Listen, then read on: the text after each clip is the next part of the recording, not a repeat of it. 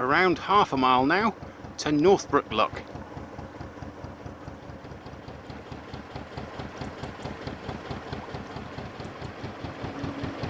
What a simply glorious day. A fine day for any summer. Only thing is, it's the 9th of October. It's autumn and I'm wearing a t-shirt.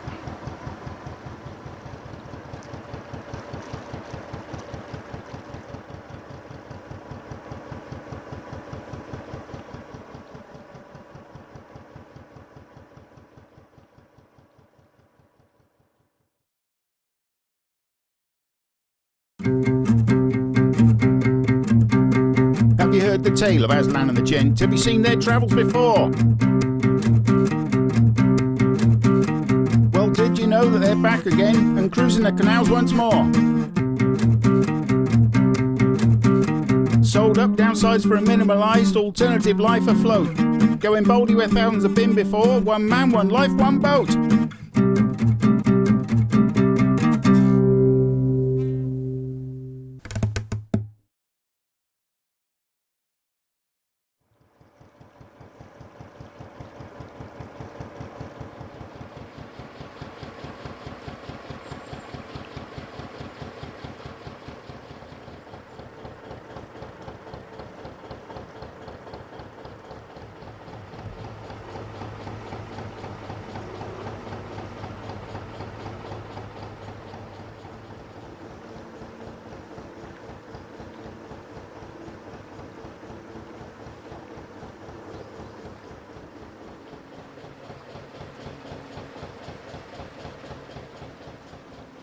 Wow, this lock is definitely out in the sticks.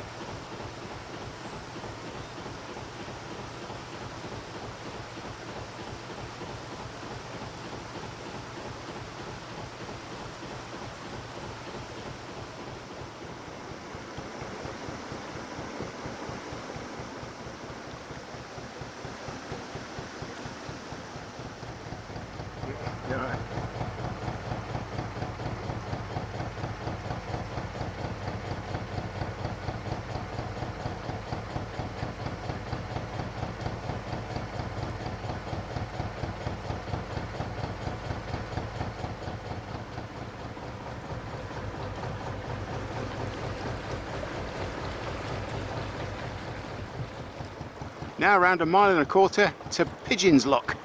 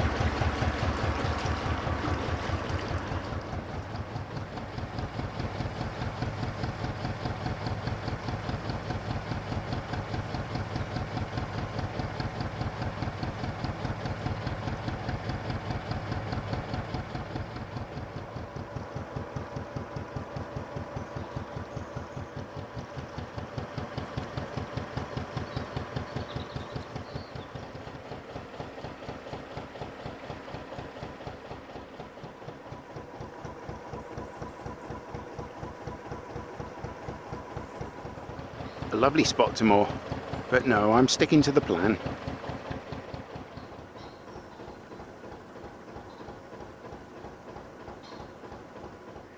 This is Aslan. Yep, Aslan says hello. This is the gentleman that I passed back in Rugby.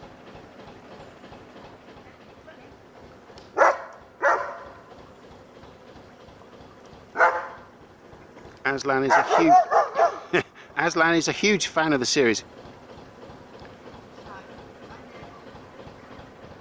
So I passed him all the way back at Rugby, then I met him a couple of times moored up at Banbury, and now he's already been to Oxford and he's on his way back. That's commitment.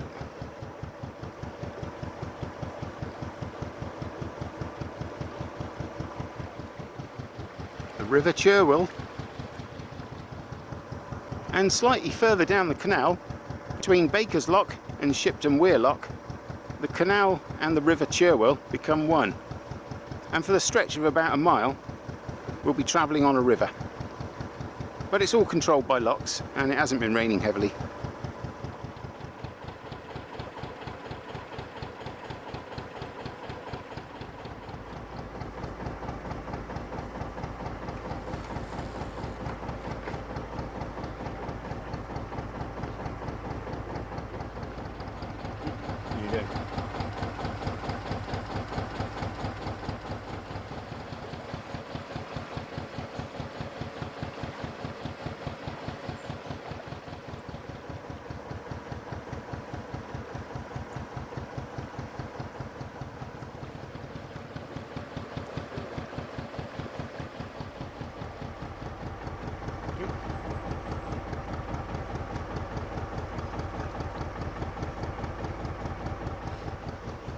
This reminds me a great deal of the Lancaster Canal, north of Garstang and on the approach to Gullgate, and the first lock for the Glasson branch.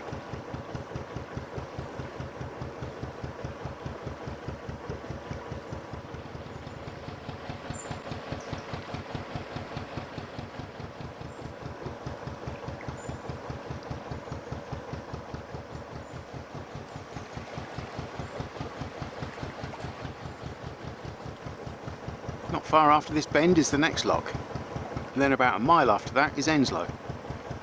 Anywhere there or a little bit afterwards will do me.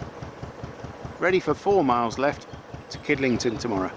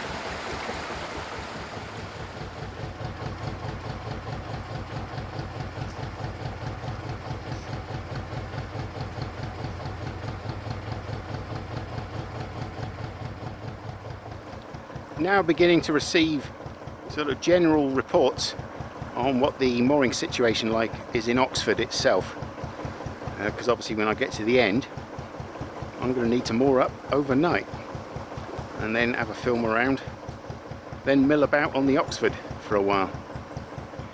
Generally the on-site intel is that I'll be very lucky to find a mooring. But then there's always slightly further back up the canal, Kidlington, so I might not be able to cruise all the way to the lock that drops you down onto the Thames. But either way, I'll make my way to the lock there. I won't say the name of it, because the name of the lock is the same as a terrorist organisation that always used to like to deprive people of their brain boxes on the internet. YouTube is a little bit funny when it comes to saying words which mean one thing, for example in English, and something else in another language.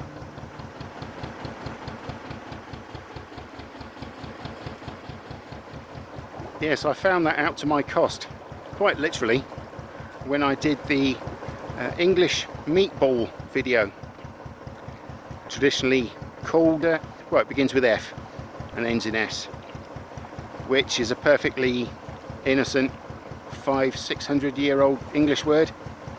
Also means a bundle of sticks, but commonly known in Britain as a meatball. However, in America they took that and turned it to mean something completely different. A very offensive term. Yeah, the video was like flagged and the monetization removed on the day it was uploaded and the following day. I appealed it, it was reviewed and approved, and monetization was reinstated. However, they didn't reimburse me for the 2 days of lost earnings. So I'm now extremely careful about even the most innocent words that I use in videos, if they can be misconstrued by the YouTube algorithm or AI or whatever it is.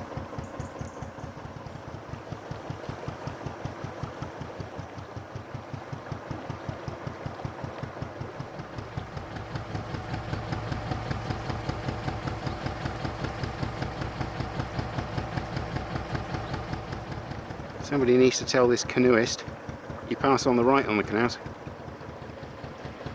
I told him, if anything, for his own safety. He wasn't aware of that. So yeah, you pass on the right. Which segues me nicely into perhaps the most common question I am asked on YouTube, which is why, seeing as the British drive on the left, do they pass on the right on the canals? And after replying to probably about 2,000 similar questions, the answer is very simple. Passing on the right is an international agreement, law, whatever. And it simply means that no matter where you are in the world, you'll avoid any confusion. All boats, all watery craft pass on the right, no matter where they are in the world.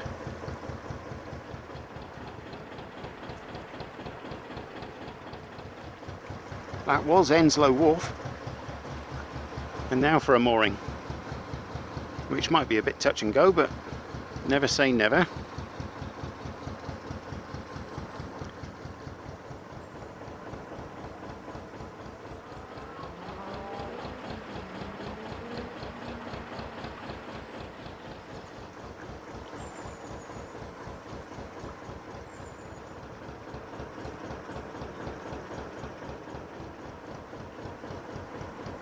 I'm not mooring up at a bottleneck. Not like this enterprising individual.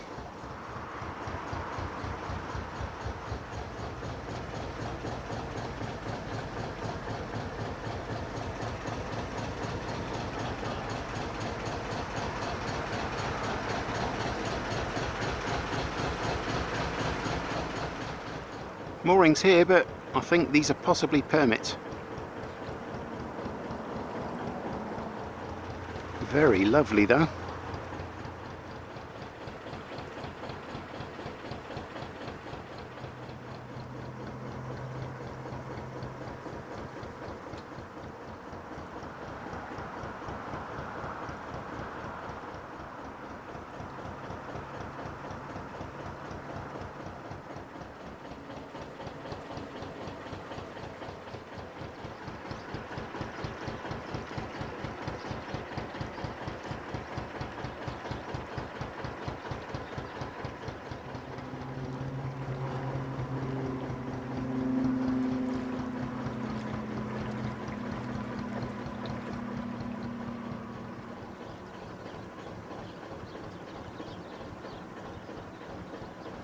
Well, if this little bit of Armco here isn't a visitor mooring, I have no choice but to go down through the lock.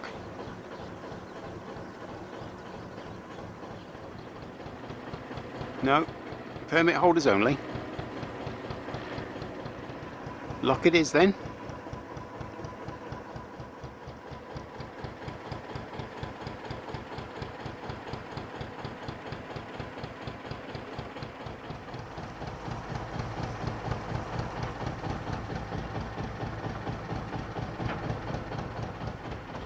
There is this Armco just before the lock waiting area.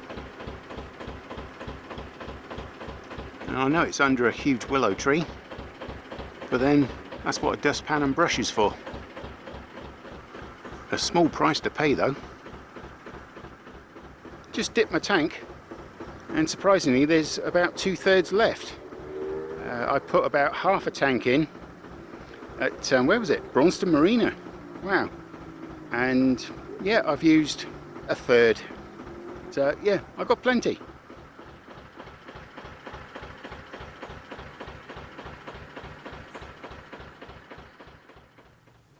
Around about 3 locks tomorrow then, and 3.5 miles to somewhere around Kidlington. And after that, it's about 6.5 miles and a few locks to the end of the Oxford.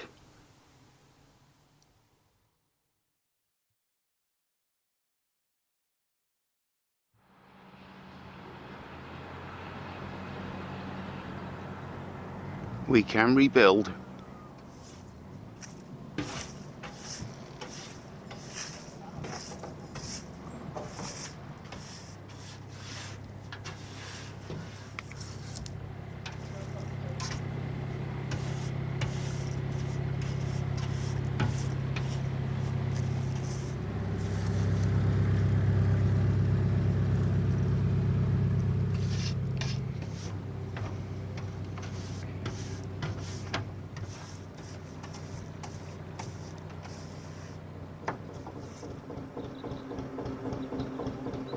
The roof wasn't as covered as I thought it was going to be. Not as much as in the past. Just waiting for this boat to come up, and then the boat in front will go down, and then it'll be my turn.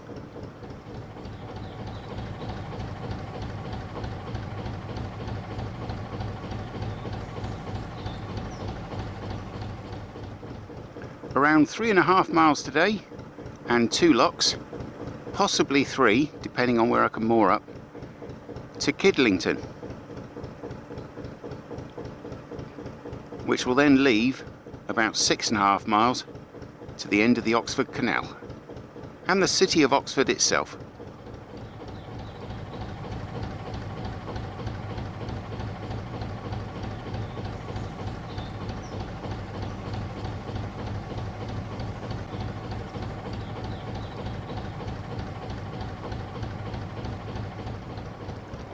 Now it's my turn. It's just sod's law that there were no boats around and the lock was set for me. And then as soon as I started the engine, a boat came along and went down in the lock. Nobody coming the other way, so I had to fill the lock up. And another boat's arrived and wants to go down as well. But that's the way of the canals, you can't predict anything. It doesn't follow any patterns. Very kind gentleman helped me there. He's on a boat on his own as well. I did ask if he wanted me to hop off afterwards and give him a hand through the lock, but no, he's perfectly fine. I always like to return the favour.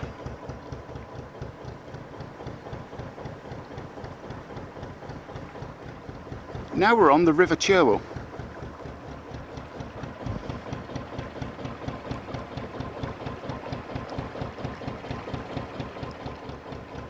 The canal and the river become one for about a mile until Shipton Weir Lock, and then it's back to the Oxford Canal proper.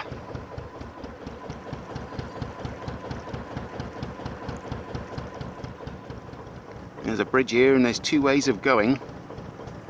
No sign saying which side to take that I can see so far.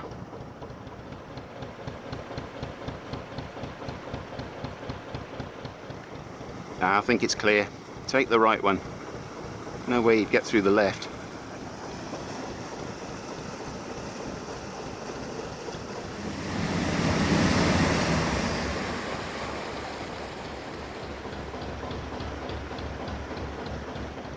That's the same railway line that I went on the other day.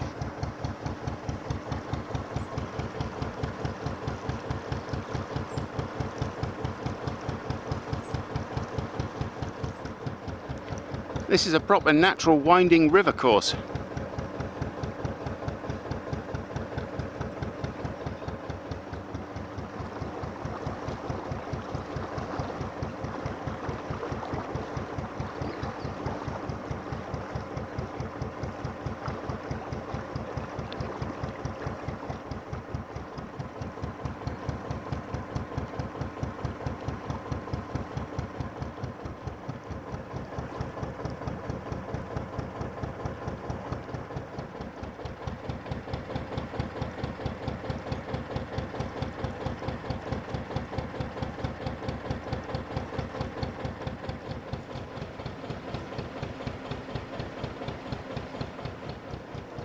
Shipton Weir and its lock coming up, and then we're back on the Oxford.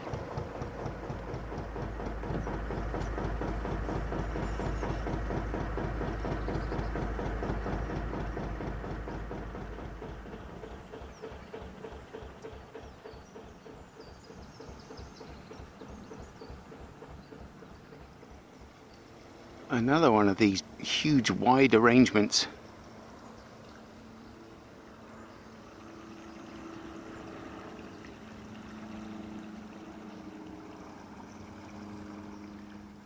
I was warned that the board that allows you to walk across from one side of the gate to the other is completely rotten, and there's a very real danger that it'll collapse.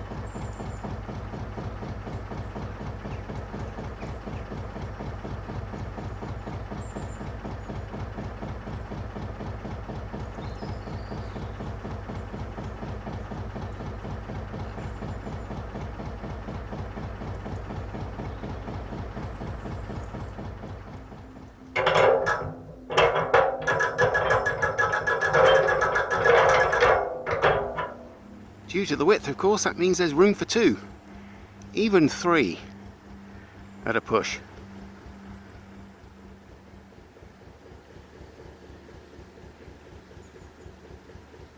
Looks like bloody hell, that boat's leaning. Oh bloody hell, get your rope, quick. Wow. Maybe he wants to be a submarine.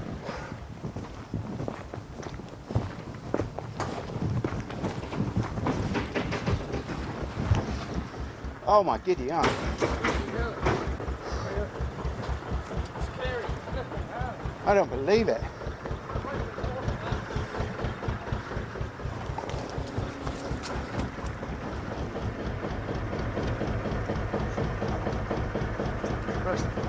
What was that lot?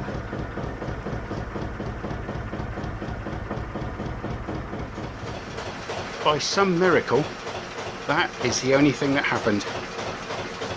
My biggest fear was my laptop or my external hard drives hitting the deck. That has everything I filmed for season 10 on it. If they were damaged and I lost all that, I'd cry.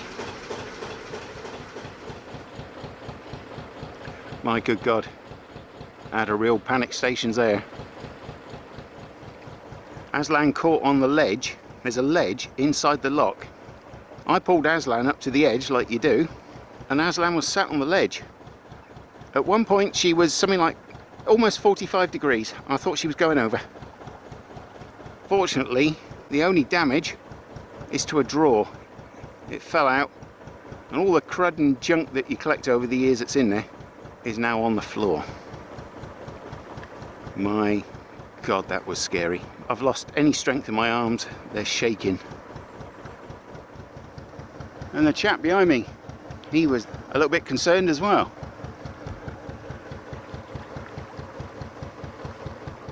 To us liveaboards, our boats are our worlds. Yep, she was, what, like that?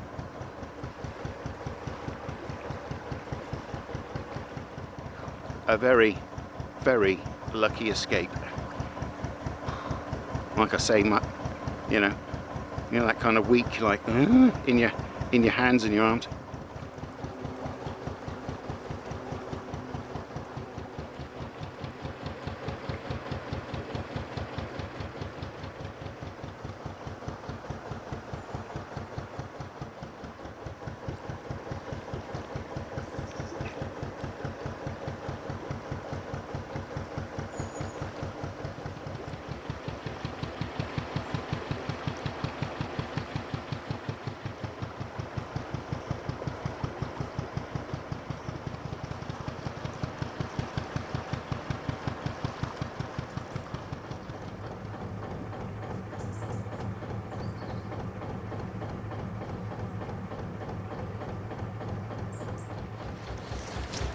a stop lock. Now just about a third of a mile to Thrupp, where there's a sharp right bend and a lift bridge, and also where the toilet and water point is.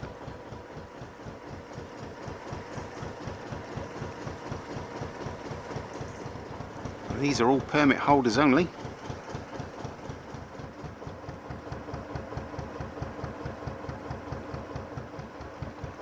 I've always known that moorings on about the last 10 miles through to the end of the Oxford have always been at a bit of a premium in terms of, well, any space.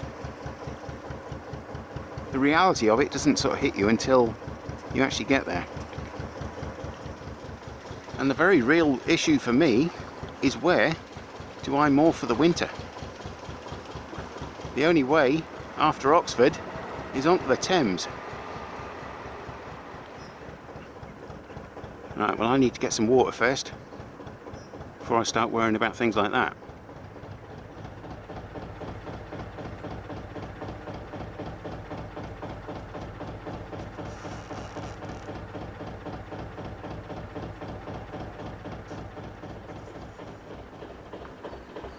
This is historically referred to as Thrupp BW Yard, a very important place.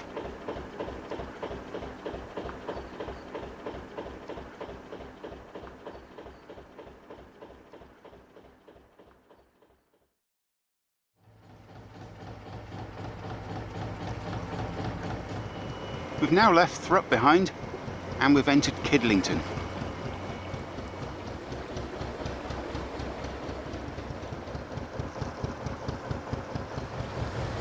Hello there! Strolling along, shadow boxing, carrying a bottle of beer in his hand.